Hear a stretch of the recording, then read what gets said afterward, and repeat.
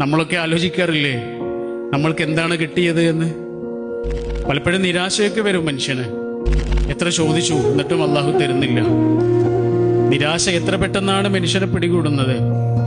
ചെറിയ ചെറിയ നിരാശകളുടെ പേരിൽ നമ്മൾ നമ്മുടെ അനുഗ്രഹങ്ങളെ എത്ര പെട്ടെന്നാണ് മനസ്സിൽ മായ്ച്ചു കളയുന്നത്. അപ്പോഴൊക്കെ നമ്മൾ ആലോചിക്കേണ്ടത് ഒന്നും കിട്ടാതെ പോയ റസൂലിനെയാണ്. ഉപ്പയെ കണ്ടിട്ടില്ലാത്ത കുട്ടിയായിരുന്നു, ഉമ്മ നഷ്ടപ്പെട്ട കുട്ടിയായിരുന്നു. എത്ര കുറച്ച് വിഭവങ്ങൾ കൊണ്ടാണ് ജീവിച്ചത്.